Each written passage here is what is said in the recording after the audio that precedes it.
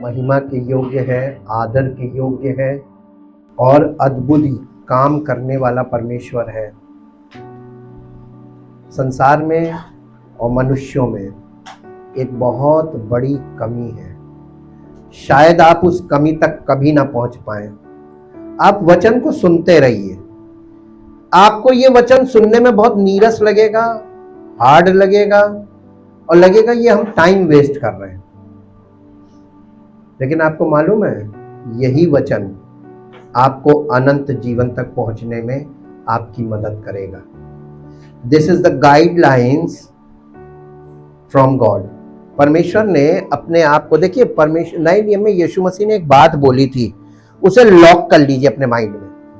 Nobody knows God, nobody knows God.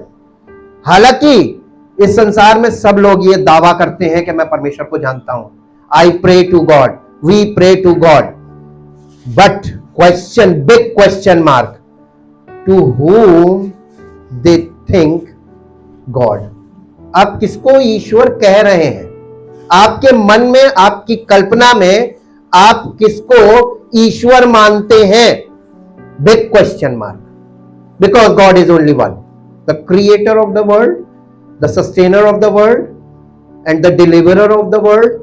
ये एक ही है। उस एक तक आप कैसे पहुंचेंगे? अपार्ट फ्रॉम योर रिलीजियसिटी, आप अपनी धार्मिकता से नहीं पहुंच सकते। और जब तक आप इस बात की पहचान तक नहीं पहुंच जाते कि हम परमेश्वर तक नहीं पहुंच सकते, तब तक आपको यही नीरस वर्ड मिलेंगे। ये वर्ड आपको नीरस इसलिए लगते हैं, ये वचन आपको उबाऊ इसलिए लगते हैं, ये वचन आपको ऐसे लगते हैं कि चुभने वाले। ये तब तक लगेंगे जब तक आप अपने मन में इस पहचान तक नहीं पहुंच जाते हैं कि परमेश्वर एक्चुअली है कौन। हर व्यक्ति के अंदर एक टेंडेंसी है कि वो प्रार्थना कर रहा है, वो पूजा अर्चना कर रहा है, वो ये कर रहा है, वो कर रहा है। किससे कर रहा है? हमारा ईश्वर। कौन सा ईश्वर? सृष्टि का रचयिता, जिसने सृष्टि को रचा, उसको कोई नहीं जानता और उस तक कोई पहुंच भी नहीं सकता। दोनों बातें।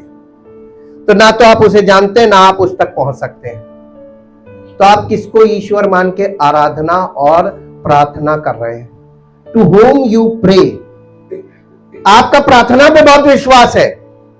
परमेश्वर कहता है ना, ये नहीं चलेगा। मैं मांगने वालों को बिल्कुल एंटरटेन नहीं करता, मैं टाइम नहीं देता हूं मांगने वालों को। मैं जीवन समर्पित करने वालों को स्वामी बना देता हूं, मालिकाना हक देता हूं। और ये काम बिना स्पिरिचुअल वे के कंप्लीट नहीं हो सकता। This is the course. हमने लास्ट टाइम आपको बताया था ना, the source, river of life, the source.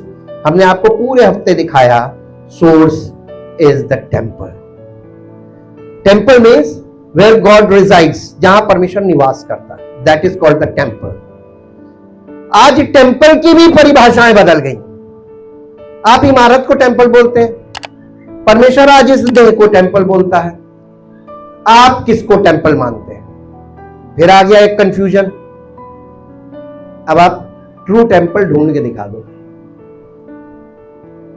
यीशु मसीह ने अपनी देह को मंदिर ऐसे ही नहीं बोला था, वो परमेश्वर की योजना के अंतर्गत बोला था, क्योंकि टेम्पल सब मिटा दिए गए थे पुराने नियम में।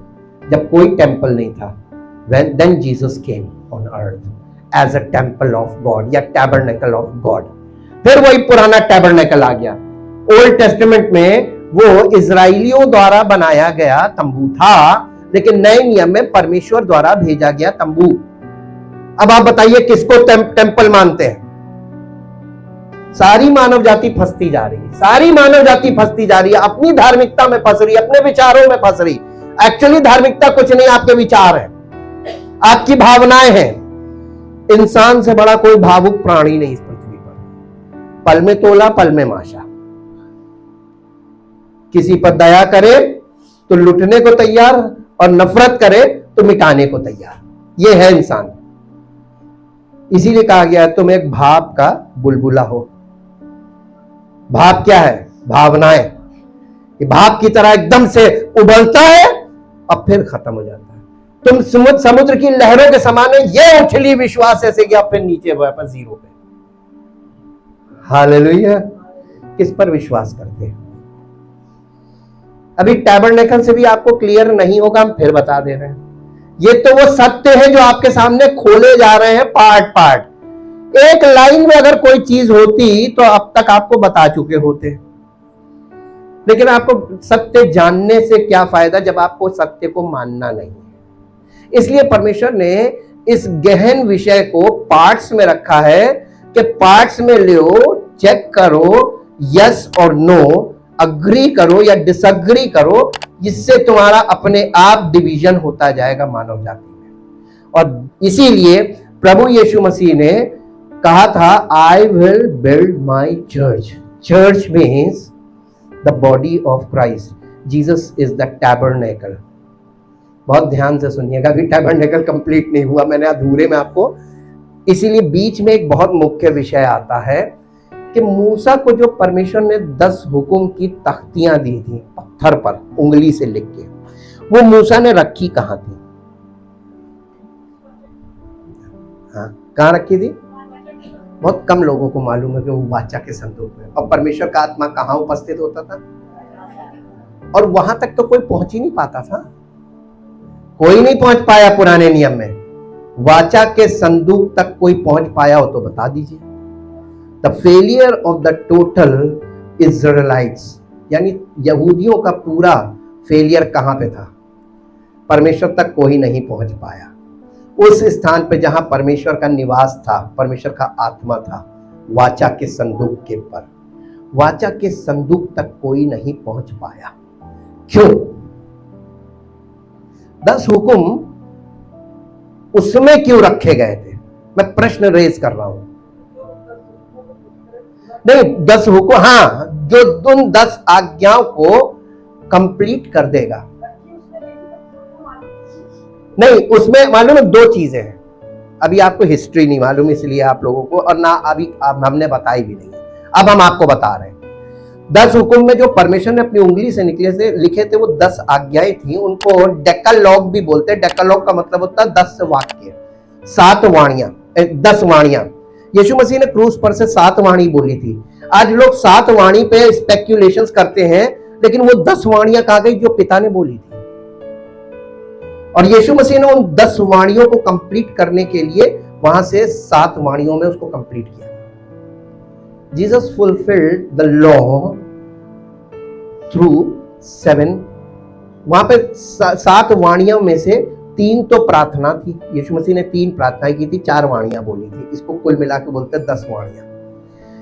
परमेश्वर पिता ने 10 वाणियां बोली, और वो 10 वाणियां पत्थर पर उंगली से लिख कर दी। वो हिब्रू लेटर में लिखी हुई थी। Hebrew is a pectoral language, तो उसे पढ़ना नहीं था। पहली बात, देखने वाली चीज थी। 10 कमांडमेंट्स देखने वाली चीज थी, पढ़ने वाली नहीं थी। सारे यहूदी पढ़ रहे थे। और दूसरी बात कि 10 कमांडमेंट्स के आधार पर, द बैकबोन इज 10 कमांडमेंट, उसके आधार पर सारे देशों का संविधान बना है। यह हमेशा याद रखिएगा। हमारे देश में जो संविधान चल रहा है, आप जाके हिस्ट्री खोल के देख लीजिए कौन सी कंट्रीज से लिया गया, और वो उसमें 10 कमांडमेंट्स बेस में है। यस, हिंदुस्तान का अपना कोई संविधान नहीं है। बाबा साहेब भीमराव अंबेडकर ने इतने कंट्रीज का स्टडी करके उसका एक प्रारूप तैयार किया था, जिसे कहते हैं हमारे देश का संविधान। यस, ये आप लोगों को अपनी हिस्ट्री नहीं मालूम है, वर्ल्ड हिस्ट्री नहीं मालूम है, आपको कुछ नहीं मालूम है। आपको सिर्फ ये मालूम है कि मेरे पड़ोस में कौन रहते, मेरे देश में क्या चल रहा, वो भी ढंग से नहीं मालूम। ये तो सोच और ये आपकी क्षमता है। एजुकेटेड लोगों की बात बता रहे हैं, अनएजुकेटेड तो कोई बिल्कुल निल। आपने कितनी बड़ी डिग्री की, वो कागज का टुकड़ा है। अगर आपको जीने का सलीका नहीं मालूम, आपको ये नहीं मालूम who God is, you are is equal to illiterate, अनपढ़ के बराबर हैं आप। पढ़े लिखे आदमी को विचारशील होना चाहिए। पहली पहचान एजुकेटेड व्यक्ति की पहचान है विचारशील, हर विषय पर विचार करने वाला। दर्शन आपको क्यों नहीं मिलता? दर्शन का मतलब भी हम आने वाले समय में आपको बताएंगे, डिटेल स्टडी अबाउट दर्शन। अगले सीरीज में वही होगा, दर्शन। दर्शन आईज से होता है, ईयर्स से नहीं होता है। सुनी हुई बातों पे चलना दर्शन नहीं है, देखी हुई बातों पे देख के चलो।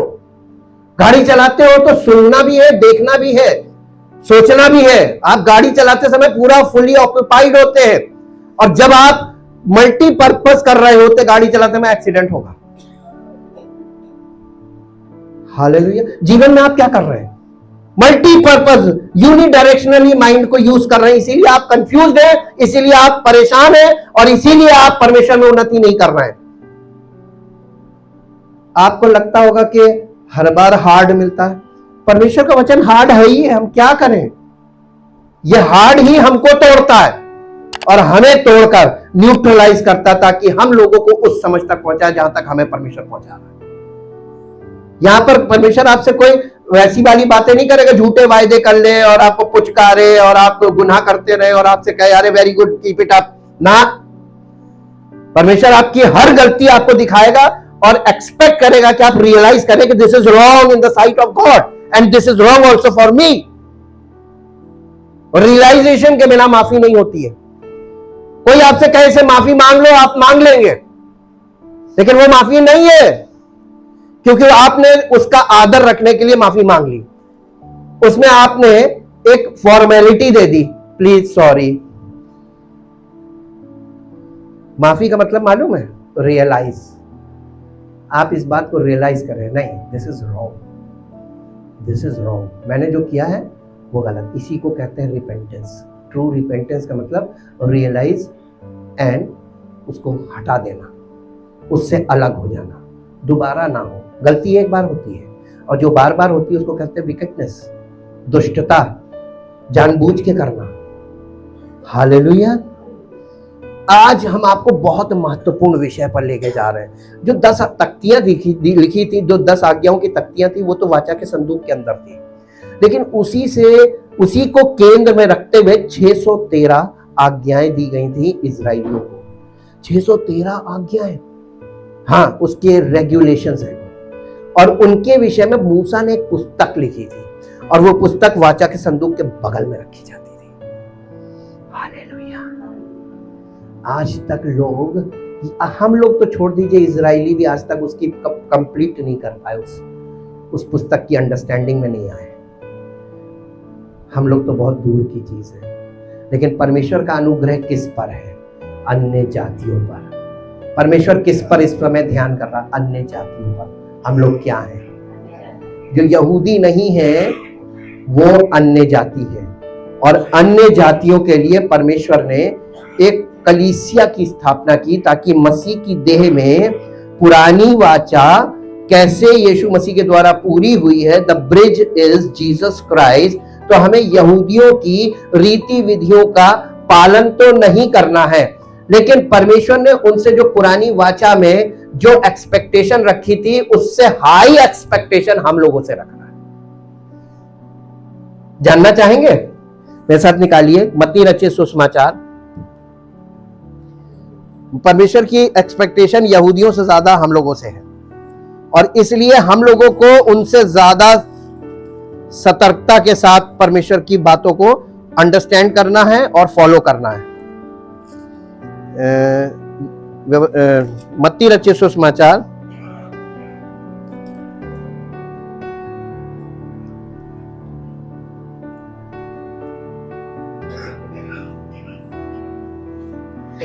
उसका अध्याय है 5 अध्याय का 17 पद से हम पढ़ेंगे 20 पद तक। ये ना समझो, ये यहूदियों से यीशु मसीह कह रहा था, ये ना समझो कि मैं व्यवस्था को या भविष्य वक्ताओं की पुस्तकों को। देखिए, 2 पुस्तकें पुराने नियम के बहुत मुख्य हैं। ये ओल्ड टेस्टामेंट छोटा हो जाएगा आपके लिए अगर आपको अंडरस्टैंडिंग आ गई। जो शुरू की 5 किताबें हैं वो व्यवस्था की 5 किताबें हैं। उसके बाद हिस्ट्री आ जाती है, पैट्रियार्क्स, यानी अब्राहम के वंश से जो राजा हुए थे वो आते, पैट्रियार्क्स कहलाता है। उसके बाद हिस्ट्री कहलाती है। उसके बाद बुक ऑफ प्रोफेसीज कहलाती है, भविष्यवक्ताओं की पुस्तक। जो भजन संहिता है उसमें दोनों चीजें, उसमें भविष्यवाणी भी है, वो मिक्सचर है, भविष्यवाणी भी है और लॉ भी है, व्यवस्था भी है। तो वो उसमें इतिहास भी है, तीनों चीजों का मिला जुला रूप है। और उसके बाद नया नियम शुरू हो जाता है। तो पुराने नियम की जो दो खास भाग है वो है व्यवस्था और भविष्यवक्ता। यीशु मसीह कहने लगा, ये ना समझो कि मैं व्यवस्था और भविष्यवक्ताओं की पुस्तकों को लोप करने आया हूं, लोप करने नहीं परंतु। अब ये बताइए, पुराने नियम में कोई चीज अधूरी रह गई है, उसी को तो यीशु मसीह पूरा क्यों नहीं कर पाए? क्यों नहीं पूरा कर पाए? क्वेश्चन। तो इसका मतलब पाप एक ऐसी समस्या है जिसका निवारण पुराने नियम में नहीं हुआ, ईसा पूर्व नहीं हुआ, जिसका निवारण करने के लिए परमेश्वर ने अपने पुत्र को भेजा।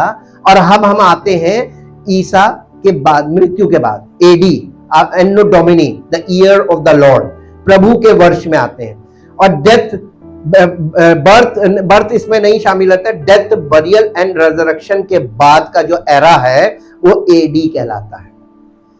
ठीक, ईसा पूर्व की कहानियों में आज भी पूरी दुनिया फंसी हुई है। लोग अपना इतिहास ईसा पूर्व का लिए खड़े हैं। उसकी वैल्यू बताइए, after death, burial and resurrection, उसकी वैल्यू अब क्या है? उस धार्मिकता की वैल्यू बताइए जो डेथ, बरियल और रेजरेक्शन से पहले की धार्मिकता थी। लेकिन लोग यही तो नहीं मानते, अंडरस्टैंडिंग जीरो है। एजुकेटेड लोगों की बात बता रहे हैं जी, क्योंकि यीशु मसीह कह रहा, मैं तुमसे सच कहता हूं कि जब तक आकाश और पृथ्वी टल ना जाए, तब तक व्यवस्था से एक मात्रा या एक बिंदु भी बिना पूरा हुए, इसका मतलब वो 10 आज्ञाएं टल नहीं सकती। कब तक? जब तक पूरी नहीं हो जाएगी। यीशु मसीह ने पूरा कर दिया। हम कहां पहुंचे? मसीह में, क्योंकि हम ऐसे तो पूरी नहीं कर सकते। मसीह में ही हमको पूरा सपोर्ट किया जा रहा है, सारी एड दी जा रही है कि हम उसको पूरा करने में कामयाब हो जाएं। लेकिन ये नहीं कर सकते। तो ये मसीह की धार्मिकता को हम एक्सेप्ट करते हैं। हाँ, लेकिन हुआ नहीं है। इसीलिए कलीसिया की स्थापना की कि ये हमारे अंतःकरण में पूरी की जाए जी। इसलिए जो कोई इन छोटी से छोटी आज्ञाओं में से किसी एक को तोड़े, वो और किसी एक को तोड़े और वैसा ही लोगों को सिखाए, वो स्वर्ग के राज्य में। अब आप एक बात बताइए, लीस्ट होना पसंद करेंगे या बड़ा होना पसंद करेंगे? छोटा का मतलब किसी की, उसकी कोई वैल्यू नहीं। व्यवस्था की किसी एक आज्ञा का उल्लंघन करके उस आज्ञा को ना मान के या मिस इंटरप्रेट करना और उसको दूसरों को मिस इंटरप्रिटेशन के साथ सिखाना, दिस इज अ सिन। यही पाप है, इसी को झूठी शिक्षा बोला गया जी। परंतु जो कोई उन आज्ञाओं का पालन करेगा और उन्हें सिखाएगा, वही स्वर्ग के राज्य में महान कहलाएगा। क्योंकि मैं तुमसे कहता हूं कि यदि तुम्हारी धार्मिकता, मास्टर लाइन आ गई, यदि तुम्हारी धार्मिकता यानी कलीसिया के लोगों की धार्मिकता शास्त्रियों और फरीसियों की धार्मिकता से बढ़कर ना हो, तो तुम स्वर्ग के राज्य में कभी नहीं प्रवेश कर सकते हो। मैं आपको जो प्रवेश का तरीका बता रहा हूं, वहां पे कितने लोग प्रवेश करने के इच्छुक है, ये बताइए। केवल जो इच्छुक है वही प्रवेश कर पाएंगे, वरना आज तक तो कोई कर नहीं पाया, यीशु मसीह को छोड़ के। उसने तो सिद्ध कर दिया, पूरा कर दिया, कंप्लीट। आज कितने लोग कोर्स, अब हम कोर्स पे आ गए, the river of life and the course for the body of Christ. कलीसिया के लोगों के लिए कोर्स क्या है? कोर्स बहुत बड़ा है। अब आप एक बात बताइए, थोड़ा लॉजिकल हो जाते हैं। आपका अभी कौन सा एग्जाम हुआ है? यूपीएससी का एग्जाम हुआ है। बिना तैयारी के आप अपीयर हो जाइए, एग्जाम दे दीजिए। नहीं, केवल पैसे का झटका नहीं होगा, पूरा एक साल बर्बाद होता है, आपका टाइम बर्बाद होता है, अटेम्प्ट भी बेकार होता है, आपका मोराल घटता है। और कुछ कुछ लोग तो 6-6, 7-7, 8-8 साल से लगे हुए हैं इसी में, है ना? और कोशिश करने में कहीं चूक जाते हैं उस सच से। देखिए, सांप सीढ़ी का खेल चल रहा है ना, जब संसार में चल रहा है, परमेश्वर के अभी यही चलेगा। What is in the world, that is in the kingdom of God। परमेश्वर के राज्य में भी ऐसा ही है। हर व्यक्ति थोड़ी ना एकदम से हाईएस्ट पोजीशन पे पहुंचता है। हाँ, वो बड़ा पेनफुल होता है, बहुत पेनफुल होता है। हालेलुया जी। अब बताइए, हमारे सामने एक बॉर्डर लाइन रख दी गई है, जिसको कहते हैं, जब कोई रेस शुरू होती है तो उसकी एक स्टार्टिंग लाइन होती है, एक फिनिशिंग लाइन होती है। हाँ, तो ये जो स्टार्टिंग लाइन है, जहां से हम शुरू करते हैं, ये शुरुआत देखिए नए नियम में क्या लिखी। फिर से पढ़िए इस पद को, 20 पद। क्योंकि मैं तुमसे कहता हूं, यीशु मसीह कह रहा है कि यदि तुम्हारी धार्मिकता शास्त्रियों और फरीसियों की धार्मिकता से बढ़कर ना होगी, तो तुम स्वर्ग के राज्य में कभी प्रवेश करने, ये मालूम क्यों बोला? क्योंकि वो एक भी प्रवेश नहीं कर पाया। अब आप बताइए कितना बड़ा फेलियर, और हमारी शुरुआत उस फेलियर के आगे है। तो हमको कहां से शुरू करना है? वो फिजिकली अटेम्प्ट कर रहे थे, हमको स्पिरिचुअली अटेम्प्ट करना है। हमारे लिए प्लस पॉइंट बता दे। अब आपको बताते हैं प्लस पॉइंट क्या है। उन लोगों के लिए बलिदान पशु बलिदान था,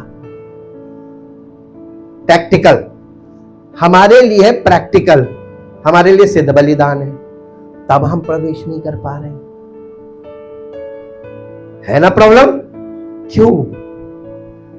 यीशु मसीह उस जमाने में कुर्बान नहीं हुआ, हमारे टाइम में कुर्बान हुआ। तो हम क्यों नहीं प्रवेश कर पा रहे? वो नहीं प्रवेश कर पाए क्योंकि वो बैलों बकरों बछड़ों का लहू लेके जाते थे, उससे छुटकारा है नहीं, टेम्पररी रिलीफ था। हम लोगों के लिए तो सिद्ध बलिदान कर दिया, बलिदान की वेदी का काम कंप्लीट हो गया। हमारा फेलियर कहाँ है? हम उसको बलिदान को रिसीव नहीं कर पा रहे। अगर यीशु मसीह की जगह कोई और नाम कर दिया जाए तो शायद लोग कहेंगे हाँ, इसे हम मानते हैं। हर व्यक्ति सोचता है जिसे हम मानते हैं उसके नाम से बलिदान बता दिया जाए तो हम ग्रहण कर लेंगे। नफरत किससे है? बहुत ध्यान दीजिएगा, हेट्रेड। और हेट्रेड अगर आपके अंदर है तो वैसे भी आपकी सारी धार्मिकता फेल है, क्योंकि परमेश्वर ये जलन, डा, ईर्ष्या, ये सब पाप की श्रेणी में आता है। इसे ऐसे लोगों को ग्रहण ही नहीं करता। करेक्ट? अब आप देखिए, उनके पास व्यवस्था थी, हमारे पास पवित्र आत्मा है, और हमारे पास होल वर्ड, रिटन वर्ड है, यानी बाइबल है। उनके पास केवल व्यवस्था थी, हमारे पास बाइबल है। कंपैरिजन बता रहे हैं आपको। तब हम प्रवेश नहीं कर पाए। हमें तो रिजल्ट देखना चाहिए। पुराने नियम में फेलियर, नए नियम में भी फेलियर चल रहा। अरे ये तो सब बराबर हो गया, उधर भी फेलियर, इधर भी फेलियर। इसका मतलब यीशु मसीह जयवंत है। प्रूव्ड, प्रूव हुआ कि नहीं? वकालत कर रहे हैं जिरह में यही तो होता है, दोनों पक्षों को सामने रख दो, सारी प्रोसीडिंग्स को सामने रख दो, और देखो आप बताओ कौन जीत रहा है। Hallelujah. Who is the winner? उसके बाद भी हम हारे हुए और हम कहते हैं हम मसीही हैं। कैसे मसीही हैं? हारा हुआ मसीही हो नहीं सकता। हाँ, वो कंडीशन पे कोई नहीं जा रहा। मालूम है, इसमें एक लाइन आई है, जब यदि तुम्हारी धार्मिकता, बहुत ध्यान दीजिएगा, यदि तुम्हारी धार्मिकता शास्त्रियों और फरीसियों की धार्मिकता से बढ़कर नहीं होगी। अब आप बताइए, शास्त्रीय फरीसियों की धार्मिकता क्या थी? Religious rituals, ceremonies. आज मसीही लोग क्या कर रहे हैं? भाई यही तो फंस गए, वो रिलीजियस में फंस गए। यीशु मसीह ने सब कंप्लीट करके हमको जीवन के जल की नदी दे दी। जहां जहां ये नदी जाएगी वहां वहां जीवन होगा। हमारे अंदर ये जीवन के जल की नदी आ जाए, हमारे हृदय से जीवन के जल की नदियां फूट निकलेंगी, तो हम जहां जहां जाएंगे वहां वहां जीवन होने लगेगा। ये आत्मिक जीवन की बात है। तो हमारे अंदर से जीवन की बातें क्यों नहीं निकल रही हैं? रिलीजियस बातें कैसे निकल रही हैं? इसका मतलब हम शास्त्रीय फरीसी में फंस गए। हालेलुया। कोशिश कर रहे हैं आपको सरल तरीके से बड़े विषय को ब्रीफ करने के लिए। जी, अब हम ये देख रहे हैं कि यीशु मसीह ने हमारे सामने जो स्टार्टिंग लाइन रखी है वो पुराने नियम से आगे जाने की लाइन है, और हम लोग कहां जा रहे हैं? वापस पुराने नियम की तरफ। आप देखिएगा, जहां भी कहीं आप प्रचार सुनेंगे तो जो बेस वर्स होगी, की वर्स जिसको बोलते हैं, या जो समाचार सुसमाचार का आधार होगा, वो पुराने नियम से उठाएंगे। प्रभु तुम्हें आशीष देगा, प्रभु तुम्हें जीवन देगा, नहीं देगा, प्रॉमिस है। वेयर इज, हाँ, वो लोग कंडीशन हटा देते हैं। That is a false teaching. False teaching में बस खेल इतना है, आपको सपने दिखा देना और आपको अपने साथ मिला लेना। हाँ, दिन में तारे दिखा देना, ड्रीमर्स। वो आपको सपना दिखाएंगे, अरे ये हो जाएगा, तुम आओगे, प्रभु ये करेगा, आओगे तो ये। अरे कैसे करेगा? प्रभु तुम्हें घुसने नहीं देगा, तुम प्रभु की शरण में जा ही नहीं सकते। सच्चाई कभी नहीं बताते। यीशु मसीह ने क्यों बोला था हर एक व्यक्ति अपने पड़ोसी से सच बोले? सच बोलने के लिए सच की आत्मा चाहिए। बिना सच की आत्मा, सत्य की आत्मा के आप सत्य बोल नहीं पाएंगे, और सत्य की आत्मा ही पवित्र आत्मा है। जब तक वो पवित्र आत्मा तुम्हारे जीवन में नहीं हो, तुम सत्य नहीं बोल सकते। अब बताइए, कितनों के पास सत्य का आत्मा है? ढूंढ के आइए, लखनऊ शहर में ढूंढ लीजिए आपको सत्य का आत्मा। फिर गया कहां? है तो पृथ्वी पर, क्यों नहीं काम कर रहा है? वो उन लोगों में काम नहीं करता है जो परमेश्वर के वचन के साथ खिलवाड़ करते हैं। मेन चीज है लॉ। लॉ हमेशा याद रखिएगा, लॉ इज द बैकबोन। पर प्रभु यीशु मसीह ने लॉ को हटाया नहीं, फुलफिल किया। अब देखिए, सब फंस गए, यहूदी भी फंस गए, अन्य जाति भी फंस गए। जो कोई परमेश्वर के पास पहुंचना चाहता है उसको यीशु मसीह के द्वारा ही पहुंच सकता है, क्योंकि उसने व्यवस्था को पूरा किया। तो सबसे बड़ा कौन? सिद्ध कौन? अब बताइए, हम अगर ये कहते हैं हम मसीही हैं, तो हम उसका यानी अनादर कर रहे हैं कि आदर कर रहे हैं? अगर हम उसमें नहीं है, उस स्टैंडर्ड को फॉलो नहीं कर रहे हैं, तो हम उसके नाम पे कलंक लगा रहे हैं कि नहीं? ऐसा करना उचित है कि अनुचित है? तो जो चीज अनुचित हो उसे बंद कर देना चाहिए, नहीं करेंगे, ये अनुचित है। जब तक हमको वो इस लायक नहीं बना देगा और सत्य का आत्मा नहीं मिल जाएगा, तब तक हम किसी को नहीं बताएंगे कि हम कौन है, हम क्या विश्वास करते हैं, हम नहीं बोलेंगे। अधूरे ज्ञान से बात मत कीजिए, सिद्ध ज्ञान सहित लिखा, एक दूसरे को चिताओ और सिखाओ। सिखाने में चेतावनी जरूर आती है। अगर आपको पवित्र आत्मा ने इस सेवकाई के लिए चुना है, जिसे कहते हैं teaching is a high calling, पहले भी बताया था। इस हाई कॉलिंग में हमारा मानव बुद्धि, मानव भावना काम नहीं करनी चाहिए। हालांकि हम मानव हैं, हमारे अंदर भावनाएं भी हैं और हमारे अंदर मानव बुद्धि भी है, लेकिन यीशु मसीह ने क्या कहा था? कल मैंने आपको पढ़वाया, जो कोई मेरे द्वारा भीतर प्रवेश करेगा वो उद्धार पाएगा, भीतर बाहर आया जाया करेगा। यानी आप फिजिकल और स्पिरिचुअल दोनों रेल्म में आ जा सकते हैं।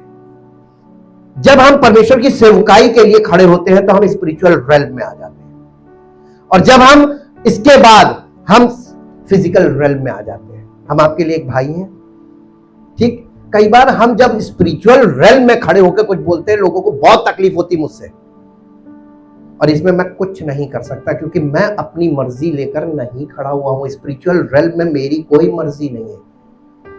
जब मैं फिजिकल रेल्म में आता हूं, मैं आपसे माफी मांग लूंगा, भैया मुझे माफ कर, नहीं तो मेरी सेवकाई। जो व्यक्ति आपका ऑपरेशन करता है या आपकी ड्रेसिंग करता है, आपका मवाद निकालता है, वो व्यक्ति आपको बहुत खटकता है, लेकिन वो उसका काम है। नहीं करेगा तो हीलिंग कैसे पाओगे? तुम उसे गाली दो, उसे मारो पीटो, कुछ भी करो, वो बुरा इसलिए नहीं मान सकता क्योंकि दिस इज हिज जॉब, यही उसका काम है। परमेश्वर ने स्पिरिचुअली सेवकाई में जब खड़ा करता है ना, यहां हम अपनी मर्जी से नहीं खड़े हो सकते, हम अपनी कैपेसिटी में नहीं खड़े हो सकते। उसकी मर्जी को लेकर खड़े होना, तो फिर उसकी मर्जी में होना और उस मर्जी को प्रकट करना बहुत जरूरी है। इसलिए आप प्रोग्रेशन देख रहे होंगे, प्रोग्रेशन मेरे माइंड से नहीं चल रहा है, यहां से चल रहा है। अब आप मेरे साथ आ जाइए रोमियो की पत्री में, जल्दी से रीजनिंग करते हैं। रोमियो की पत्री, क्योंकि बीच की कड़ी है अगली सीरीज के लिए, इसलिए बहुत ध्यान दीजिएगा, क्योंकि यहां पर मानव भावनाएं नहीं बल्कि परमेश्वर की योजना है। 6 अध्याय, रोमियो की पत्री 6 अध्याय, उसका 7 पद से पढ़ेंगे, 7 अध्याय का 7 पद से पढ़ेंगे, 7 अध्याय 7 पद से। तो हम क्या कहें? क्या परमेश्वर ने जो व्यवस्था दी थी, 10 आज्ञाएं दी थी, वो पाप है? कदापि नहीं, वरन बिना व्यवस्था के मैं, देखिए पूरी दुनिया में व्यवस्था के बिना पाप की कोई पहचान नहीं। अगर हमारे कंट्री में लॉ एंड ऑर्डर हटा दिया जाए, कानून व्यवस्था हटा दी जाए, आप आपस में लोगों के डिस्प्यूट्स का फैसला कैसे करेंगे? कितने पिलर्स हैं? नहीं, लोकतंत्र के कितने पिलर हैं?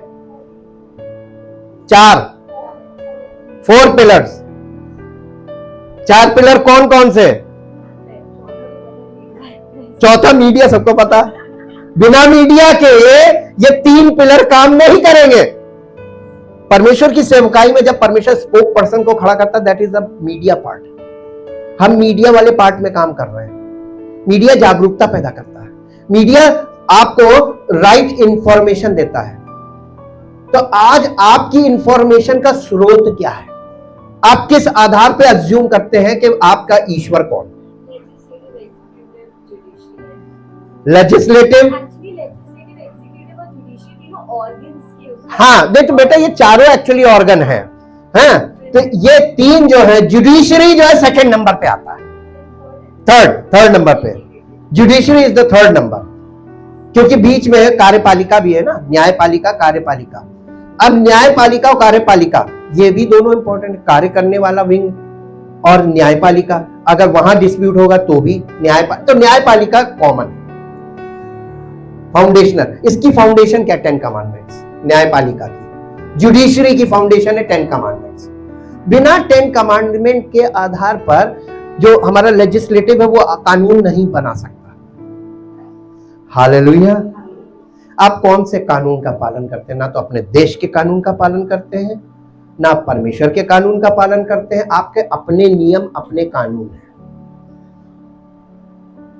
फंस गए? आप किसको ईश्वर मानते हैं? अजम्पशन आप क्या क्या करते हैं? अज्यूम करते हैं ना, ये गॉड है, हम इसको वर्शिप करेंगे, हमारा काम बन जाएगा। Who taught you? जवाब नहीं दे रहा कोई। नहीं, कहां से, किसने सिखा दिया आपको? नहीं, उन्होंने कुछ नहीं सिखाया। आपने उनको करते देखा, आप करने लगे। आपने कॉपी किया, सिखाया कुछ नहीं किसी ने नहीं सिखाया। आप किसी को दोष नहीं दे सकते कि उन्होंने सिखाया। किसी ने, आपने सीखा होता तो अच्छी बातें और भी क्यों नहीं सीखी? आपने संस्कार नहीं सीखे, वो जो करते थे आप भी करने लगे। तो आज लोग क्या करते हैं? कॉपी करते हैं। वो कर रहा है तो हम भी करेंगे, उसने ऐसे भेष बना लिया, हम भी ऐसा। देखिए, हम आपको एक छोटा सा फिर लॉजिकल एग्जांपल देते हैं। ये बैकपैक कहां से आ गया? बुढ़ा जवान सब जो स्कूल नहीं जा रहा वो भी बैकपैक लगाए हुए घूम रहा, सब पीछे टांगे। Copy cats. पहले बच्चे ही पहनते थे, पहले तो वैसा वाला बस्ता होता था, बस्ते का स्वरूप बदल गया, अब बैकपैक बन गया, और हर व्यक्ति देखो सब बैकपैक लगाए घूम रहे हैं। हमने आज तक नहीं यूज, हमें नहीं यूज करते, क्योंकि उसमें एक दिक्कत है। आप जब कहीं बस में, ट्रेन में चढ़ते हैं, मेट्रो में चढ़ते हैं, तो पीछे वाले व्यक्ति के मुंह पे बहुत जोर चोट लग जाती है, चश्मे पे लग जाती है, चश्मा गिर जाता है, वो दूसरों को दिक्कत करता है। आप उसको ऐसी चीज का प्रयोग कर रहे हैं जिससे दूसरे को तकलीफ हो रही है, लेकिन ये एक ट्रेंड चल गया। हाँ मुंह पे लगता है, ये क्या है? एक दूसरे को देखकर वो कर रहा है, हम भी करेंगे, भले उसमें कुछ ना हो, एक पानी की बोतल ही हो। आदत पड़ गई, बस्ते वाली आदत बड़े तक, अब बुढ़ापे तक चली गई।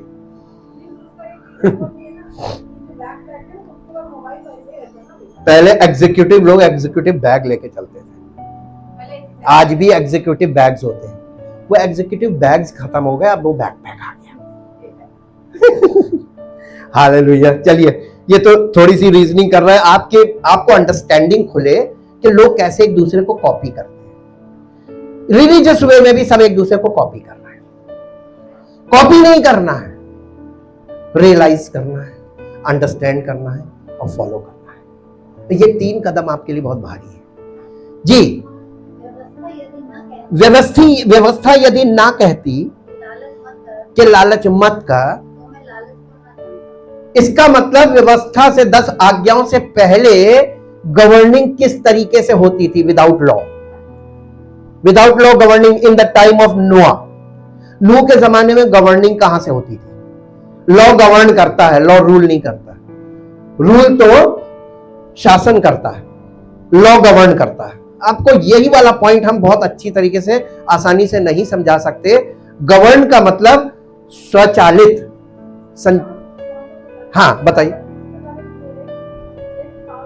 हाँ हाँ हाँ हाँ जी, गवर्न करता है। जो जैसे एलजी, दिल्ली में एलजी बैठा है, केंद्र का प्रतिनिधि, वो गवर्न करता, रूल नहीं करता। लेकिन आपको एक चीज गौर कीजिएगा, सीखने वाली बात है, स्पिरिचुअली बहुत काम आएगी। ये फिजिकली देखिए और स्पिरिचुअली सीखिए। वहां पर एक इलेक्टेड चीफ मिनिस्टर भी है, और वो यूटी है, यूनियन टेरिटरी। इसको हिंदी में क्या बोलेंगे? केंद्र शासित प्रदेश। वहां पर एक इलेक्टेड सीएम बैठा हुआ है। एलजी सिर्फ गवर्निंग बॉडी है। गवर्निंग का मतलब क्या होता है? ये अगर कोई भी चीज गलत लगाएगा, गलत नियम निकालेगा, एलजी उसमें वो उसको रोक देगा ना, ये नहीं हो सकता। कौन रोकता है? एलजी क्यों रोक रहा है? क्योंकि उसके पास केंद्र से पावर है। वो इसको शासन को नहीं छू रहा है, लेकिन इसके नियम को जो ये गलत करेगा तो वो पॉइंट आउट करेगा। चेक एंड बैलेंस वाली जगह। वैसे ही हमारे स्टेट में जो फ्री स्टेट है, आजाद प्रदेश है, यहां पर भी एक सीएम है और यहां पर भी एक गवर्नर बैठा हुआ है। इस गवर्नर की पावर आपको मालूम है? विधानसभा भंग कर सकता है, ये चीफ मिनिस्टर को हटा सकता है। उसकी रूलिंग में उसको गाइड करेगा, ये तुम गलत कर रहे हो, ये नहीं करो। अगर वो नहीं मानेगा तो उसकी वो ऊपर कर देगा। यही चीज हमारे अंदर 2 चीजें हैं।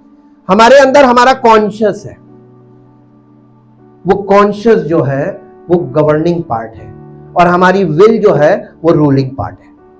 हमारी इच्छा जो है वो रूलिंग पार्ट है, और हमारी जो कॉन्शियस है, हमारा विवेक, वो गवर्निंग पार्ट है।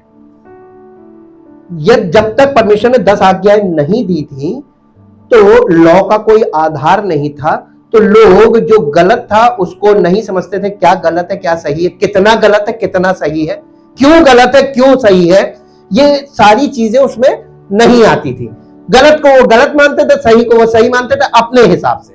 This is the age of consciousness. ये विवेक का युग था। लेकिन इस युग में खास बात हुई, जल प्रलय से पहले का युग विवेक का युग था। मेरे साथ निकाल लीजिए, मैं आपको उस युग की विडंबना दिखाऊं। उत्पत्ति की पुस्तक 6 अध्याय 6 अध्याय का 5 पद पढ़िए। उत्पत्ति की पुस्तक 6 अध्याय 5 पद। यहोवा ने देखा कि मनुष्यों की बुराई पृथ्वी पर बढ़ गई है और उनके मन के विचार में जो कुछ उत्पन्न होता है वो पहली चीज निरंतर उत्पन्न होता है, लगातार उत्पन्न होता है। और कैसा उत्पन्न होता है? बुरा उत्पन्न होता है। ये परमेश्वर ने मानव जाति को देखा और यहोवा पृथ्वी पर मनुष्य को बनाने से कितना उसने रिग्रेट किया, यार मैंने इंसान को अपने स्वरूप में बनाया था, इसका स्वरूप देखो, इसने मेरे स्वरूप को बिगाड़ दिया। आपके बच्चे जब बिगड़ते हैं तो वो बच्चे आपका स्वरूप बिगाड़ देते हैं, माता पिता का, आपके परिवार का स्वरूप बिगाड़ देते और सारा समाज उस पर उंगली उठाने लगता है। कानून के अंतर्गत वो गलत अपराधी माने जाते हैं। मां बाप पे क्या बीतती है? रिग्रेट करते हैं मां बाप भी, कहते काश ये पैदा होने से पहले हमने इसको पैदा होते ही मार दिया। ये अंदर से मां बाप के निकलता है। आप जिस दिन मां बाप बने, जो मां बाप है जिनके बच्चे गलत होते हैं उनके अंदर से ये चीज आती है।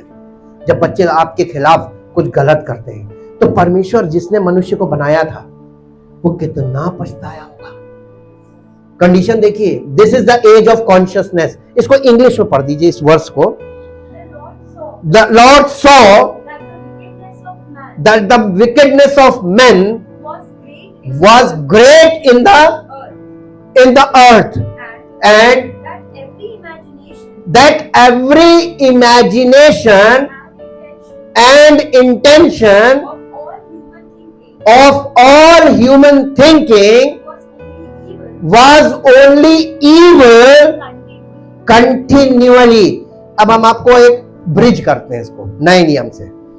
यीशु मसीह ने कहा था जैसा नूह के दिनों में हुआ था वैसे ही मनुष्य के पुत्र के दिनों में होगा। आज बताइए, the same condition is now in these days. Same condition आज है, सेम कंडीशन आज है। कहीं कानून का पालन हो रहा हो तो बताइए। अगर चौराहे पर पुलिस ना खड़ी हो, लाइट ऑपरेट हो रही हो, कोई लाइट को नहीं फॉलो करता, एक डंडा लेके खड़ा हो, डरते फोटो खींच लेगा। किससे डरते हो? नहीं, एक व्यक्ति अगर डंडा लेके ना खड़ा हो तो कोई सुनने वाला नहीं। हालेलुया। जैसा नूह के दिनों में था वैसे ही मनुष्य होता है। दिख रहा है कि नहीं दिख रहा? हाँ, आपको दिखा रहे। देखिए, जैसा उन दिनों में था परमेश्वर ने देखा, वही आज के दिनों में हो रहा है। द सेम इमेजिनेशंस आपके बिल्कुल गलत है। You imagine about God, that is a false imagination. आप जिसको ईश्वर मानते अपने कल्पना करते हैं, वो कल्पना आपकी गलत है। आपको क्यों नहीं समझ में आ रहा है? ट्रू गॉड जिसने आपको माफी दे दी, उस पर विश्वास नहीं करते। इमेजिनेशन पर ईश्वर को विश्वास करते, इमेजिन करके कि ये this is my God. Law नहीं है आपके भीतरी मनुष्यत्व में, कोई लॉ काम नहीं कर रहा है, चेक एंड बैलेंसेस नहीं है। और ऐसा व्यक्ति ही परमेश्वर की प्रेजेंस में घुसना चाहता है। जी आगे पढ़ दीजिए, वहीं आ जाइए रोमियो में। हाँ, अब रोमियो में आ जाइए, वहीं पे जहां थे जी। रोमियो 7 अध्याय 7 के आगे 8 पद जी। परंतु पाप ने अवसर पाकर आज्ञा के द्वारा मुझ में सब प्रकार का, किसने लालच उत्पन्न कर दिया? व्यवस्था दिए जाने के बाद यह कंडीशन है, परमेश्वर का लालच ना करना। तो पाप ने क्या करा? पाप भ्रष्टाचार की जननी है। उसने कहा लालच नहीं करना, लेकिन आवश्यकता तो पूरी की जा सकती है। अरे ले लो, दाल में नमक सब खा सकते हैं। पाप क्या करता है? आपको दाल में नमक की बात सिखाता है और धीमे धीमे पूरी दाल नमक की हो जाती है। लालच को ये लोग पहले जमाने में लालच जानते नहीं थे। जब लॉ आया तब उन्हें पता चला अच्छा लालच भी कोई चीज है। तो कानून हमें किस चीज से अवगत कराता है? हैं? कानून हमें किस चीज से अवगत कराता है? नहीं मालूम किसी को। कानून हमें हर प्रकार के अपराध और पाप से अवगत कराता है। आईना है। Law is just like a mirror. आपने कभी लॉ में जाके नहीं देखा कि मैं कानून के अनुसार सही हूं कि गलत हूं? ये तो जमीन के कानून की बात है। जब आपको जमीन का कानून नहीं मालूम तो लॉ ऑफ गॉड कहां से मालूम होगा? लॉ ऑफ गॉड में पहली आज्ञा क्या दी? पहली आज्ञा, मुझे छोड़ किसी और को ईश्वर करके। और कानून की कंडीशन क्या थी? जिसने एक आज्ञा तोड़ी उसने सब आज्ञाओं में दोषी ठहर गया। और आपने हो सकता 9 पूरी कर ली हो, लेकिन एक आज्ञा कि मुझे छोड़ किसी और को ईश्वर करके ना मानना, और यहां पर आपकी इमेजिनेशन का ईश्वर बैठा है, तो आप कैसे इसको फुलफिल करेंगे? क्यों नहीं प्रवेश कर पाए थे यहूदी लोग? यही पॉइंट उनका। They declare themselves we follow a true God. हम लोग सच्चे ईश्वर को मानने वाले हैं, लेकिन उस ईश्वर के स्वरूप को उन्होंने नकार दिया। वो स्वरूप कौन था? उसको नकार दिया। इसका मतलब वो नहीं जानते थे। तभी तो यीशु मसीह ने कहा था, कोई पिता को नहीं जानता केवल पुत्र, कोई पुत्र को भी नहीं जानता केवल पिता, और वो जिस पर हम यानी पिता और पुत्र उसको प्रकट करें। तब आप ये बताइए, परमेश्वर के विषय का ज्ञान रेवलेशन पर आधारित है, ज्ञान पर आधारित नहीं है। और आपकी आईज जो है वो रेवलेशन को कैच नहीं करती, क्योंकि आपका माइंड रेवलेशन को अंडरस्टैंड नहीं करता। तो आप कैसे परमेश्वर को जानेंगे? How you know God? Law तो आपको पाप दिखाती है कि तुम पापी हो। जो हौदी थी, हौदी में जो मिरर था, मिरर रिप्रेजेंट्स द लॉ। अब मेरे साथ जल्दी से आइए याकूब की पत्री, उसका पहला अध्याय और उसका 25 पद पढ़िए, हिंदी में फिर इंग्लिश में। पर जो व्यक्ति स्वतंत्रता की सिद्ध व्यवस्था पर ध्यान करता, नहीं लिखा है? इसका मतलब प्रेजेंट कंटिन्यूअस टेंस, कंटिन्यूअली करने वाला काम। जो व्यक्ति व्यवस्था की, स्वतंत्रता की सिद्ध व्यवस्था पर ध्यान करता रहता है या करे रहता है, वो अपने काम में इसलिए आशीष पाएगा कि सुनकर भूलता नहीं, पर वैसा ही करता है जैसा वो देखता है। जी, अब इसको इंग्लिश में पढ़िए। But he who looks carefully into the, in the नहीं लिखा है, into the, into का मतलब क्या है? जैसे कि इसको अगर कैसे एक्सप्लेन करें, हाँ जब इन और इनटू का डिफरेंस हाँ है, जैसे something is kept in the fish तो वो स्टेबल है, हाँ, but the cat jump on to the table तो वो मोशन में होता हाँ, है। इनटू में मोशन आ गया, इनटू द रिवर यानी आप नदी में कूदे, तो आप किसी चीज में जा रहे हैं। इनटू, इन का मतलब किसी चीज में होना, हाँ स्थिर है, और इनटू का मतलब मोशन। अगर आप लगातार मूव कर रहे हैं इनटू द मिरर, हाँ जैसे नदी में चल रहे हैं, इनटू द रिवर, तो इनटू द, अब इसको फिर से पढ़िए, but he who looks carefully into the faultless law, the law of liberty, यानी व्यवस्था जो आपको स्वतंत्रता के बारे में बता रही है। 10 आज्ञाएं हमको स्वतंत्रता के बारे में बताती। यस, अभी तक आपको ये डिप्रेशन हो रहा था कि कोई परमेश्वर के राज्य में प्रवेश कर ही नहीं सकता, हम लोग तो प्रवेश ही नहीं कर सकते। आपकी डिप्रेशन का कारण मुझे मालूम था, और वो ये कि जब कोई हो नहीं सकता तो हमारा तो प्रयास व्यर्थ है। हम आपको यही, परमेश्वर का वचन हमें यही तो सिखाना मांग रहा कि प्रयास से नहीं हो सकता। लेकिन when you believe and depend upon हुम, उस पर निर्भर हो जाओ, जो कर सकता है तो हो जाएगा। बस इतनी सरल चीज को आप हमको कॉम्प्लिकेटेड इतना आपने कर लिया कि हमें उस कॉम्प्लिकेशन में ही आपको फंसा के रख दिया। ये परमेश्वर करता हमारे साथ। ज्यादा बुद्धि नहीं लगानी चाहिए परमेश्वर के साथ। उसकी बातों को हुक्म मान लेना सरलता से, वो आपके लिए फायदेमंद होगा अगर आप सरलता से मान लें, नहीं तो आपकी क्रिटिकलिटी में वो आपको फंसा देगा। जी, and is faithful to it and perseveres in looking into, फिर आया into it, being not a heedless का मतलब, हाँ, जो ध्यान से नहीं सुनता। परमेश्वर के वचन को जो ध्यान से नहीं सुनता, उसके लिए परमेश्वर छुटकारे का काम नहीं करेगा। अब आप बताइए, आपको किस चीज से प्रॉब्लम होती है? सिंगिंग से, भजन कीर्तन से, या वचन से? और आपको ध्यान कहां पे देना? वचन।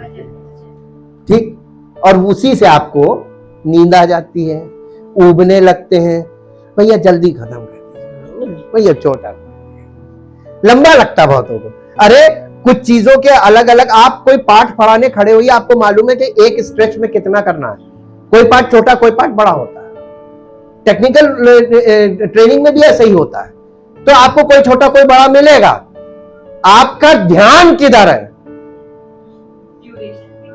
हाँ जी, who forgets but an active doer who obeys he shall be blessed। कौन आशीष पाएगा?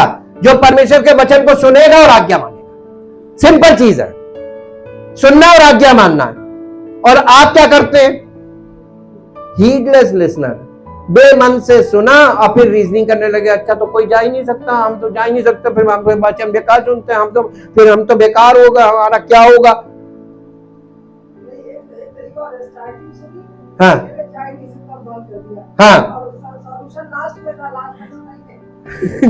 इनकम्प्लीट, कोई चीज इनकम्प्लीट होगी तो वो भी आपको नुकसान पहुंचाएगी। जी, but he shall be blessed in his doing. आपको आशीष कब मिलेगी? जब आप वचन को सुनकर आज्ञा मानेंगे, आशीष मिलने लगेगी। हिज लाइफ ऑफ ओबीडियंस, आपके आज्ञाकारी जीवन के कारण आपको आशीष मिलेगा। बताइए, परमेश्वर ने आपको कोई काम करने को बोला, प्रार्थना करोगे तो आशीष मिलेगी, हाँ, उपवास करोगे तो आशीष मिलेगी, हाँ, फिजिकल एक्टिविटी कोई आई, इसमें प्रार्थना आई, अरे जो आया वो आपके लिए भारी है। आप आज्ञा ही तो नहीं मान सकते। जो वचन आप सुनते हैं उसको फॉलो क्यों नहीं कर रहे हैं? क्योंकि आप उसको ग्रहण नहीं कर रहे हैं। और यही बात यीशु मसीह बोल के गया कि कोई उन बातों को ग्रहण नहीं कर सकता जब तक आप बॉर्न अगेन नहीं होंगे, आप फॉलो नहीं करेंगे, आप आज्ञा नहीं मानेंगे। अब आपके ऊपर फिर आ गई कि बॉर्न अगेन के अलावा कोई नहीं जा सकता, है ना? फंस गए। फिर एक आशा की किरण आती है, हाँ, मन नहीं लग रहा था।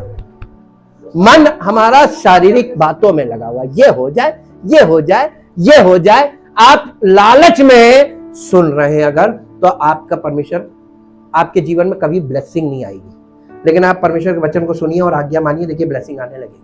चाहे वो कैसी भी समस्या हो, चाहे वो कैसी भी चीज हो, परमेश्वर बहुत अद्भुत काम करता है। वो हमने कभी न साजिए खड़ी कर दी, हमारे चला में निकले थी, तो हम गुहारा चाहता था, अगर तक हटाए तो निकाल दी, और नहीं आई, तो हमारे मन बढ़ा, बस हम लेकर चला धक्केल। हमें कुछ समझ में नहीं आता, आप लोग समझ लीजिएगा, इसको इंटरप्रेट हम नहीं कर सकते। चला धक्केल दी, हम गिर गए, नहीं, हमको नहीं आता। उठा लेके जब चला निकाल देगा, चलिए गलातियों की पत्री में आ जाइए। हाँ, अरे वचन सुन लीजिए पहले, वचन का समय है जी, गवाही के समय में बोला कीजिए जी। ऐसा महीना पड़ता कि सबका पढ़ दे, थोड़ा मोहल्ले पढ़ दे। गलातियों की पत्री 3 अध्याय 21 पद से ऊपर एक हेडिंग होगी, व्यवस्था का उद्देश्य, पर्पस ऑफ द लॉ, यानी 10 कमांडमेंट। इसका उद्देश्य क्या था जी? तो क्या व्यवस्था तो क्या व्यवस्था परमेश्वर की प्रतिज्ञा यानी प्रोमिसेस के विरोध में है? कदापि नहीं। क्योंकि यदि ऐसी व्यवस्था दी जाती जो जीवन दे सकती थी तो सचमुच धार्मिकता व्यवस्था से होती, परंतु पवित्र शास्त्र यानी पुराने नियम की बात कर रहा हूं, ओल्ड टेस्टमेंट जी, सबको पाप के अधीन कर दिया ताकि वो प्रतिज्ञा, वो प्रॉमिस जिसका आधार, जिसका आधार यीशु मसीह पर विश्वास करना है, विश्वास करने वालों के लिए पूरी हो जाए। किसके लिए पूरी हो सकती है? किस पर? हाँ, जिसके जीवन का आधार यीशु मसीह है, उस विश्वास करने वाले के लिए परमेश्वर की प्रतिज्ञाएं पूरी। और सब लोग ये क्लेम करते हैं हम मसीह पर विश्वास करते हैं। हमारा प्रश्न जो उठता है वो यही तो उठता है, तो तुम्हारा जीवन गलत क्यों? हालेलुया। आप किस पर विश्वास करते हैं? बार बार हम पूछ रहे हैं। आपका प्रभु कौन? बोलने से पहले 1000 बार सोचिए, मेरा प्रभु कौन? आपकी नौकरी आपका प्रभु हो सकती है, आपके बच्चे आपका प्रभु हो सकते हैं, आपका घर आपका प्रभु हो सकता है, आपकी तमाम फिजिकल चीजें वो आपका प्रभु हो सकती है, आपके पैसे आपका प्रभु हो सकते हैं, आपकी संपत्ति आपका प्रभु हो सकती है, आप अपने आप को बलशाली, आपकी शक्ति आपका प्रभु हो सकती है। लेकिन ये सब प्रभु आपको परमेश्वर तक पहुंचा के आशीष नहीं दिला पाएंगे। आशीष तभी मिलेगी जब आपका प्रभु, आपके जीवन का आधार यीशु मसीह हो। मसीह की धार्मिकता हमारी धार्मिकता, हम धर्मी नहीं हैं, हम तो पापी थे, पापी हैं और आगे भी पापी रहेंगे। लेकिन हमें प्रभु ने, हम प्रभु में छिप गए। मसीह की देह में होने का मतलब यही है, हमारी अपनी कोई धार्मिकता नहीं है। जी आगे, पर विश्वास, यहां पे विश्वास किसको बोला गया? Who is faith? Yeshu Masih, Jesus. Noun, faith is a noun. विश्वास कौन है? ये विश्वास बिलीव नहीं है, हमेशा याद रखिएगा, इंग्लिश में पढ़ना बहुत जरूरी है। इसीलिए फेथ, आपका फेथ क्या है? आपका विश्वास किस पर है? कहने का मतलब यह है, आपका विश्वास, जब विश्वास आ गया यानी यीशु मसीह आ गया जी, पर विश्वास के आने से पहले व्यवस्था की अधीनता में हमारी रखवाली होती थी, और उस विश्वास के आने तक जो प्रकट होने वाला था, किसके? लॉ के। लॉ के। जब तक आप मसीह में नहीं हैं, आप कानून के दायरे में अपराधी हैं। कोई भी अपराध कभी भी करेंगे, खट से पुलिस ले जाएगी उठा के, अगर आप मसीह में नहीं हैं। अब आप बताइए, यहां से अगर आप देखिए तो कितने आपको मसीह में दिखेंगे? सब उठाए जा रहे हैं, सब पकड़े जाते हैं, कहीं ना कहीं सब कानून का सामना कर रहे हैं, न्यायालय का सामना कर रहे हैं। इसका मतलब जो मसीह में होगा वो नई सृष्टि, यानी वो न्यायालय में कभी नहीं जाएगा। हालेलुया जी। आगे, इसलिए व्यवस्था मसीह तक पहुंचाने के लिए,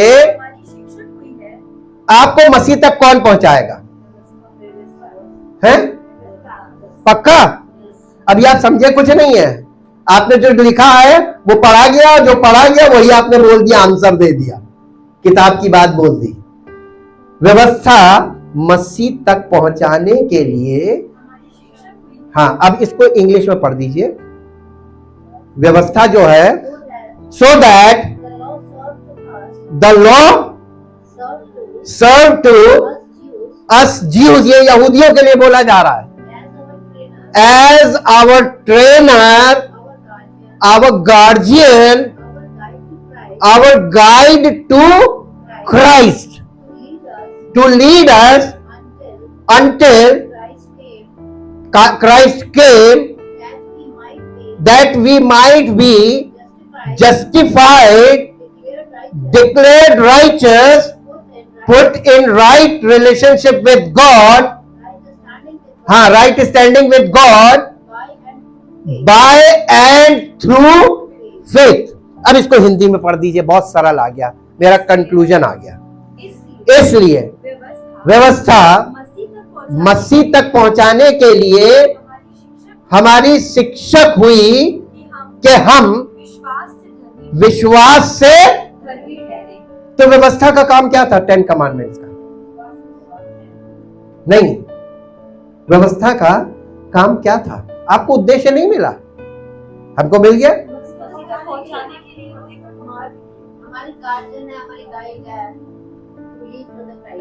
देखिए, स्पिरिचुअल गार्जियन का काम क्या होता है? स्पिरिचुअल गार्जियन का काम क्या होता है? एक गार्जियन का काम क्या होता है? बच्चे को ये बताना, बेटा ये गलत है, ये सही है, ये गलत है, ये सही है। उसको गलत को कंडेम करना, सही के लिए एनकरेज करना, गलत को कंडेम करना, झूठ नहीं बोलना चाहिए, ये ऐसे नहीं करना चाहिए, यही गार्जियन का काम है। स्पिरिचुअल गार्जियन कौन? यस, यही बोला गया है। शिक्षक का मतलब इंग्लिश में ट्यूटर। आप बच्चे को एडमिशन से पहले प्रिपेयर करते हैं कि उसका एडमिशन हो जाए, तो ट्यूटर उसको तैयार करता है ताकि वो वहां जाए और उसका एडमिशन हो जाए एंट्रेंस में। तो ट्यूटर का काम, ये काम परमेश्वर मसीह तक पहुंचा, कैसे पहुंचेंगे? आईना, आईना देखो जी, नहीं हो, कभी आप मसीह तक नहीं पहुंच सकते जब तक आप विचार में, व्यवहार में 100% करेक्ट नहीं हो जाएंगे। इसीलिए आईना रखा गया, इसीलिए घुसने से पहले हौदी, अंदर जाओगे मर जाओगे। हालेलुया। अब बताइए कितने लोग प्रवेश करने की इच्छा रखते हैं? अब देखिए सबके हाथ नीचे हो गए। सही कोई नहीं होना मांगता, घुसना सब मांगते हैं, आशीष सब चाहते हैं, लेकिन रिस्क कोई नहीं उठाना मांगता है। हालेलुया। प्रभु से अगर आप चाहते हो वो स्वर्गीय द्वार खोल के आशीष की बारिश करे, तो आपको अपने ये शारीरिक जीवन, अपने शारीरिक विचारों, इन चीजों से ऊपर उठना पड़ेगा। शास्त्रीय फरीसियों की धार्मिकता से आगे बढ़ के तब आपको मसीह मिलेगा। चाहिए मसीह? कितनों को चाहिए? हाथ बढ़ गए। हालेलुया। डरने से काम नहीं चलेगा, यहां पे सच्चा होइए, आपके लिए सब कुछ हो जाएगा। सच्चे बनो। हाँ, अपनी मानसिकता को निकाल के फेंक दो जो तुम्हें भ्रमित करती है। यही आईने का काम है। आईना आपको दिखाता है ये गलत है, तो निकाल के किसको फेंकना है? हमको। तो हम वचन को सुने और अपने अंदर से उन चीजों को अलग करें, ताकि वो परमेश्वर की व्यवस्था जो है मसीह से मिलाने के लिए दी गई थी।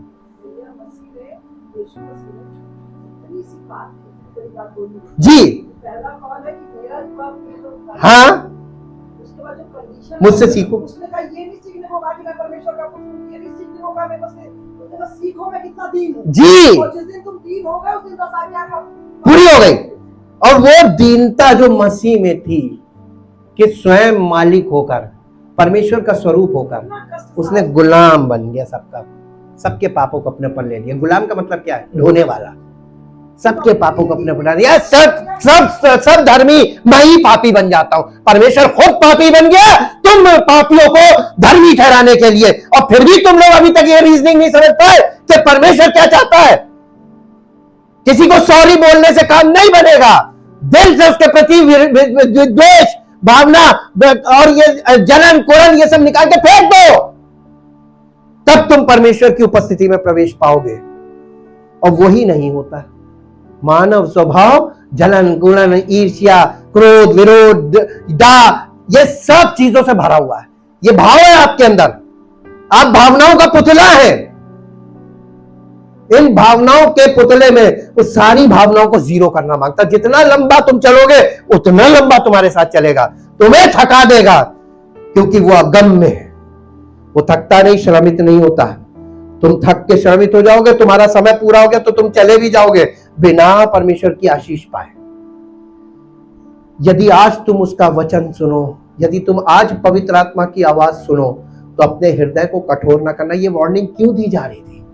लोग परमेश्वर के वचन को नहीं सुन रहे हैं, उनका हृदय कठोर बना हुआ है। यदि आप अपने आप को, ये जो लॉ था ना 10 कमांडमेंट, ये बाउंड्री है। और मालूम है जो टैबरनेकल की बाउंड्री थी वही 10 कमांडमेंट है। लास्ट में एक वर्ष पढ़ेंगे और फिर हम प्रार्थना में चलेंगे। यूहन्ना रचित सुसमाचार 10 अध्याय का पहला पद पढ़िए। यूहन्ना रचित, यीशु मसीह का द्वार में हूं 9 पद में, लेकिन पहला पद क्या कह रहा है? मैं तुमसे सच कहता हूं कि जो कोई द्वार से भेड़शाला में प्रवेश नहीं करता परंतु किसी दूसरी ओर से चढ़ जाता है। यानी आप टैबरनेकल में बाउंड्री फांद के आ जाओ तो आप ग्रहण नहीं होगा। आपको ऐसे लोगों को क्या बोला गया? चोर और डाकू। यानी कोई व्यक्ति बिना मसीह के मसीहत में आ जाए और बिना मसीह के डिक्लेयर कर दे कि मैं मसीही हूं, मैं कलीसिया में हूं, और ये वो ऐसी बातें, फॉल्स डिक्लेरेशन, और वो मसीह के द्वारा नहीं आया, यानी प्रॉपर वे से नहीं आ रहा, वो चोर और डाकू है। झूठी शिक्षा वाले यही तो कर रहे हैं, वो आपको चोर और डाकू बना रहे हैं। Thank you, thank you, thank you Lord. If you want to enter into the presence of God, there is a proper way. वहां पे एक सही तरीका है मसीह के द्वारा, शॉर्टकट है नहीं। अगर आप शॉर्टकट अपनाएंगे आप चोर और डाकू बन जाएंगे परमेश्वर की दृष्टि में, तब तो और गए काम से। Thank you, thank you, thank you. यदि आज आपको यह बात समझ में आ गई, अब तक का जो टैबरनेकल बताया आपको समझ में आ गया कि बिना व्यवस्था आपके जीवन में पूरी हो। हमारे जीवन में व्यवस्था कैसे पूरी होती है? यीशु मसीह ने पूरी कर दी। हमें यीशु मसीह के behalf, on behalf of Jesus Christ, हमको समझ लीजिए जमानत मिल गई। हमें एक मौका मिला है, हमें मौका यह मिला, जाओ सुधार का जीवन जियो। यदि हम अपने जीवन में सुधार नहीं करते तो एक टाइम के बाद जमानत भी खत्म हो जाएगी और आप दोबारा अंदर चले जाएंगे। यानी आपको जो मसीह में अवसर मिलता है वो टाइम लिमिट में है, एक निश्चित समय के लिए। अगर उस समय के अंतर्गत आपने परिवर्तन नहीं हुआ तो आप अंदर ना जाके आप सीधे हमेशा के लिए बाहर चले जाएंगे। क्या आप चाहते हैं कि आपके जीवन में जो अवसर मिला, अनुग्रह का अवसर, परमेश्वर आप पर अनुग्रह कर रहा है, आप कलीसिया में आ रहे हैं, वचन आपको मिल रहा है, सच्चाई पता चल रही है, क्या आप इस सच्चाई को अपने जीवन में लागू कर रहे हैं या नहीं? अगर नहीं तो आपका समय पूरा होते ही आपको फिर से कोई अपराध हुआ, परमेश्वर आपको तुरंत वापस बाहर कर देगा। Thank you, thank you, thank you. पिता परमेश्वर, आपका धन्यवाद करते हैं इस महान कार्य के लिए जो आपने हम पापियों के लिए किया। हमारे पापों को अपने ऊपर उठाकर आप पापी बन गए ताकि हम आपकी धार्मिकता को समझ सकें, हम आपके प्रेम को समझ सकें, हम आपके अनुग्रह को समझ सकें, हम आपकी भावनाओं को समझ सकें कि आपने किस भावना से ये किया, ताकि समस्त मानव जाति नई सृष्टि बने और समस्त मानव जाति आपस में भाईचारा और मेल मिलाप से रह सके। ताकि प्रभु हम लोगों को देखकर लोग चकित हो, हम लोगों को देखकर लोग प्रेरित हो और हमारा जीवन परमेश्वर की महिमा का कारण बने, ताकि आपके नाम की वो महिमा हो जो आपके नाम के योग्य है। धन्यवाद के साथ प्रभु इस प्रार्थना को आपके प्रभु यीशु मसीह के नाम से मांगते हैं, आमीन।